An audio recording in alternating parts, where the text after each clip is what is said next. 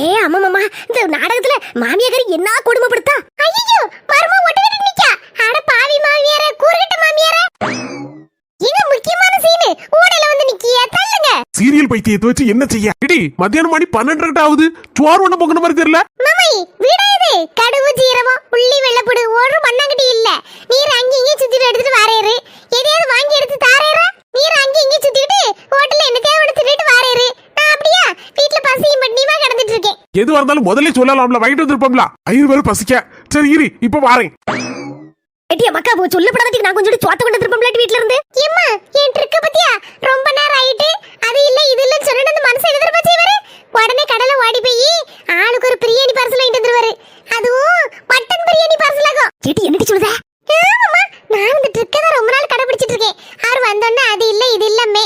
உடனே வயிறு வர பசிக்குமேனா நீ யார வர ஆயிட்டு சரி இனி என்ன செய்ய அப்படின்னு சொல்லிட்டு ஹோட்டல்ல போய் அது இதுன்னு வாங்கிட்டு வருவாரு. நானும் வேலை செய்யாம உட்காந்து திம்பம்மா.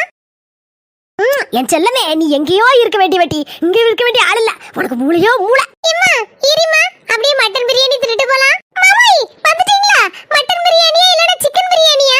எது மட்டன் பிரியாணி சிக்கன் பிரியாணியா? நீ என்ன சொன்ன? கடுகுச்சி இல்ல, சீரகம் இல்ல, அதுக்கப்புறம் உள்ளி வெள்ளப்பொடி இல்லன்னு சொன்ன. அதான் எல்லாம் அடுக்கலையில வாங்கி கொண்டு வச்சிருக்கேன். சோத்த பொங்கு போய் குழம்பு வை, கறியை கூட்ட வை.